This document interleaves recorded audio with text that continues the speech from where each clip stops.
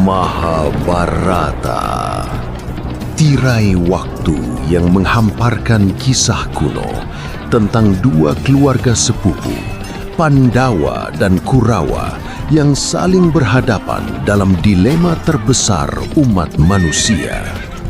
Ini bukan sekadar perang memperebutkan mahkota, melainkan pertempuran batin di setiap hati manusia, memilih jalan kebenaran meskipun sulit, atau mengikuti nafsu dan kebatilan.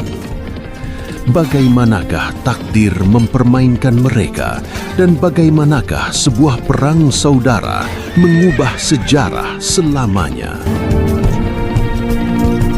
Simaklah musim ketiga Masa Leluhur Pandawa pada episode ketiga, Lahirnya Satrukem, dalam kisah Gema Singgasana Wirata.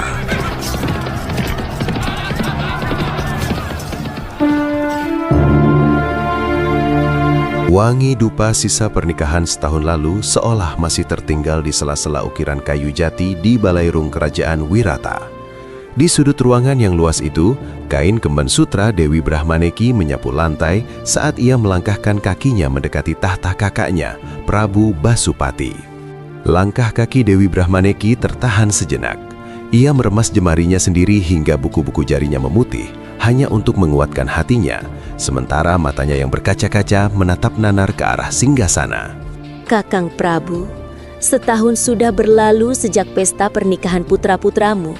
Dan kini aku datang menghadap dengan sebuah permohonan yang berat.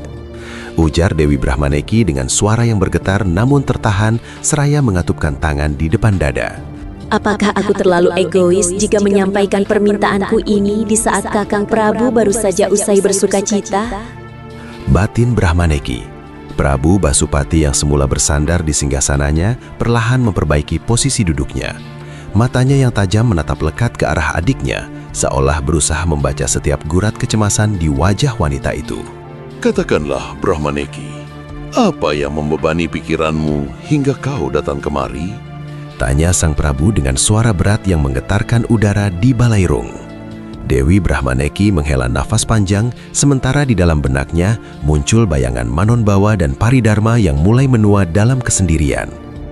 Kakang, aku meminta tolong supaya Kakang Prabu bersedia mencarikan jodoh bagi kedua putraku, Raden Manonbawa dan Raden Paridharma. Mereka berdua sudah cukup dewasa untuk membina rumah tangga.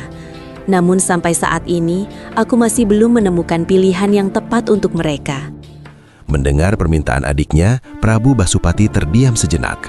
Jemarinya mengetuk-ketuk lengan kursi singgasana dengan irama yang tidak teratur, menciptakan suara yang bergema di tengah keheningan. Matanya kemudian beralih ke arah Patih Waksiwara yang berdiri kaku di sisi ruangan. Patih Waksiwara, aku ingat kau memiliki dua orang putri yang juga sudah menginjak usia dewasa. Bukankah begitu? Suara Prabu Basupati bergetar menggema memecah kesunyian balairung. Patih Waksiwara yang tak menduga dengan pertanyaan itu sedikit tersentak, lalu segera maju dan membungkuk hingga keningnya hampir menyentuh lantai. Benar, Gusti Prabu. Hamba memiliki Dewi Suwedi dan Dewi Subahni. Jawabnya dengan suara yang rendah namun terdengar tegas. Sementara itu, di sampingnya, Arya Suweda, putra sulung sang patih, tetap mematung. Hanya matanya saja yang bergerak mengikuti arah pembicaraan. Prabu Basupati kembali menatap Brahmaneki lalu mengalihkan pandangannya lagi pada Patih Waksiwara. Bagaimana jika Dewi Suwedi kita nikahkan dengan Raden Manonbawa dan Dewi Subahni dengan Raden Paridharma? Ia menegakkan punggung. Suaranya kini terdengar seperti perintah yang tak terbantahkan. Aku rasa ini adalah persatuan yang baik bagi keluarga kita. Hamba sangat setuju dan merasa terhormat jika putri-putri hamba bisa bersanding dengan keponakan Gusti Prabu. Sahut Patih Waksiwara tanpa ragu sedikit pun. Tanpa banyak kata dan cerita, hari pernikahan ganda itu akhirnya tiba dengan persiapan yang dilakukan sangat cepat. Suara gamelan bertalu-talu bersahutan dengan riuh rendahnya tawa para tamu yang memadati area keraton. Di tengah keramaian itu, Resi Manumanasa berdiri tegak. Matanya yang tenang mengamati adik-adiknya yang sedang melangsungkan upacara. Resi Manumanasa, mengapa kau datang sendiri? Di mana istrimu? Tanya seorang kerabat sambil menjabat tangannya. Manumanasa senyum tipis, meski sudut matanya sedikit berkerut. Retnowati sedang mengandung. Kondisinya tidak memungkinkan untuk menempuh perjalanan jauh ke sini. Jawab tenang meskipun batinnya sedikit terusik. Semoga dewa melindungimu di sana, istriku. Perasaanku tidak tenang meninggalkanmu dalam kondisi seperti ini. Setelah seluruh upacara selesai, Prabu Basupati melangkah maju ke depan kedua keponakannya yang baru saja sah menjadi suami. Suasana yang tadinya riuh mendadak senyap. Manunbawa dan Paridharma, dengarlah. Mulai hari ini, aku mengangkat kalian berdua menjadi abdi di kerajaan Wiraka, agar kalian bisa mencurahkan hidup kalian untuk negeri ini. Umum sang Prabu dengan suara lantang yang memantul di dinding Balairung. Ia menatap Manunbawa dengan saksama, lalu mengalihkan pandangannya lagi ke arah adiknya. Manunbawa, karena kecenderungan batinmu yang kuat, kau kujadikan pendeta dengan gelar Resi Manunbawa. Kemudian ia beralih ke arah adiknya. Dan kau, Paridharma, kau akan menjadi punggawa dengan gelar Arya Paridharma. Kedua pemuda itu membungkuk dalam, tangan mereka gemetar saat menerima mandat itu. Resi Manunbawa mengangkat wajahnya, menatap Manumanasa.